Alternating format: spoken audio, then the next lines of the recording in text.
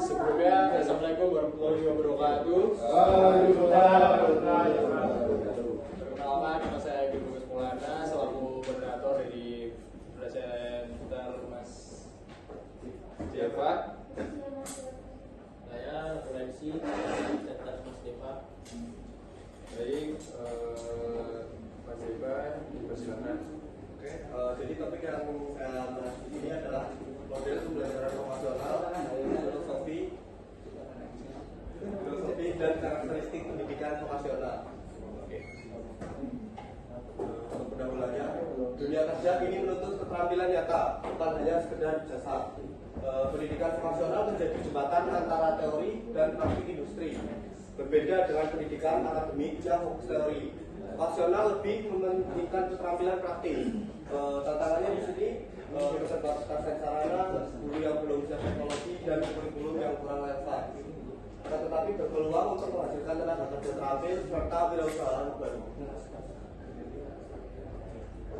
Untuk filosofi pendidikan vokasional yang pertama ada hands-on, yaitu belajar melalui praktik langsung di lapangan. Yang kedua itu ada minds-on, jadi melatih kemampuan berpikir kritis dan kreatif. Yang ketiga ada hands-on, yaitu membentuk karakter, etika kerja dan tanggung jawab. Jadi hasilnya itu lulusan vokasional menjadi tenaga kerja yang terampil, cerdas dan berkarakter.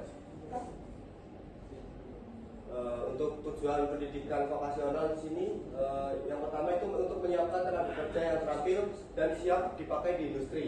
Yang kedua itu untuk mencetak wirausahawan yang kreatif dan inovatif. Yang ketiga untuk meningkatkan daya saing bangsa di tingkat regional maupun global. Yang terakhir itu untuk memberikan solusi pendidikan praktis untuk mengurangi pengangguran. Untuk karakteristik peserta didik vokasional di sini lebih menyukai pembelajaran praktik daripada teori panjang. Yang kedua itu efektif belajar melalui pemecahan masalah nyata.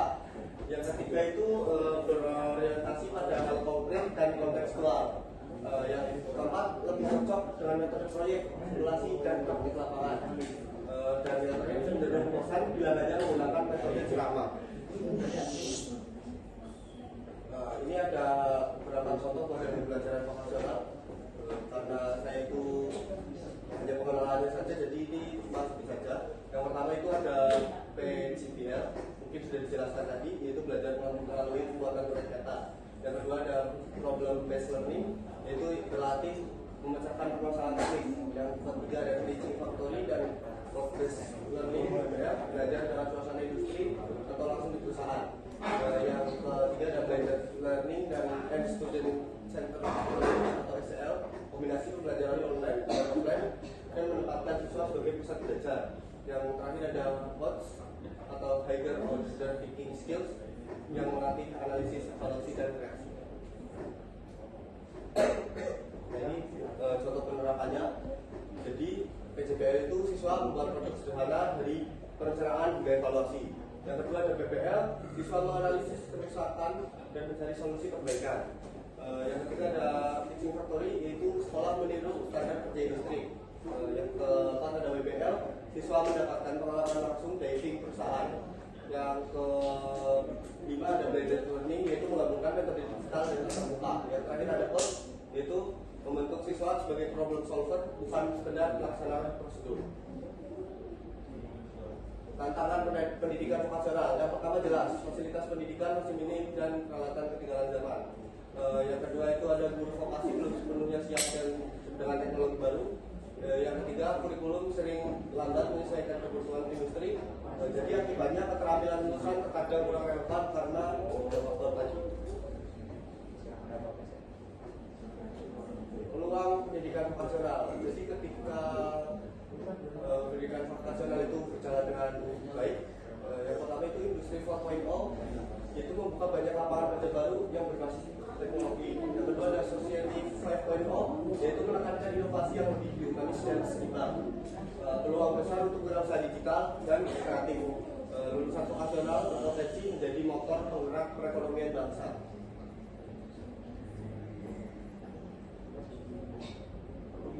Jadi kesimpulannya di sini, pendidikan vokasional adalah jalur strategis, bukan pilihan kedua. Filosofi hands-on menjadikan lulusan terampil, cerdas dan berkarakter. Tujuan vokasional yaitu menyiapkan tenaga kerja, wirausahawan, serta SDM global. Yang keempat adalah model pembelajaran yang tepat menjadikan lulusan adaptif dan bisa kerja. Tantangan tetap ada, tetapi peluang di era industri 4.0 dan society 5.0 jauh lebih besar.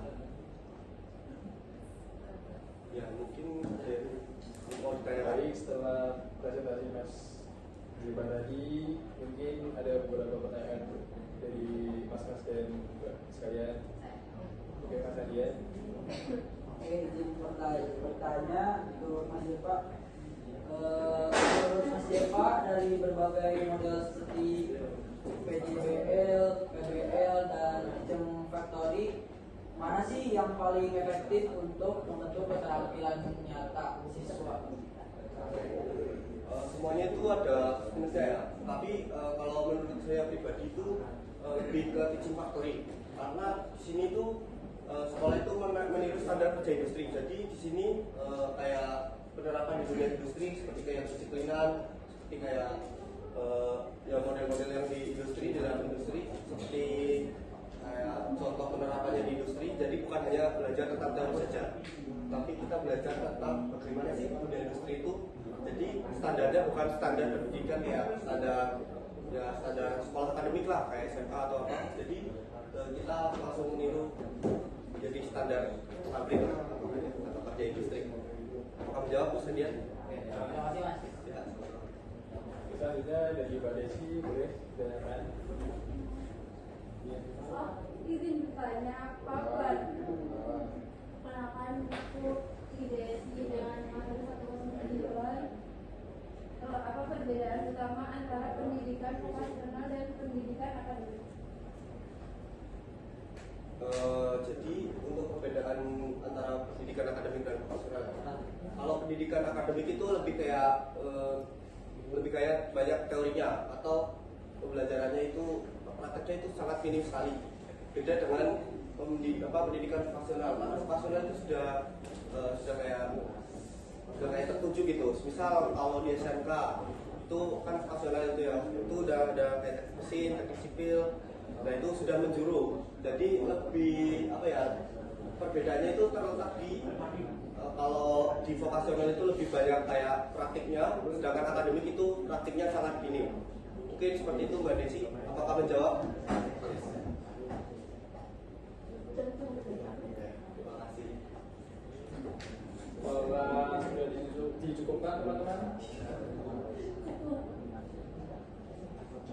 Sudah, iya. Gimana memastikan aja.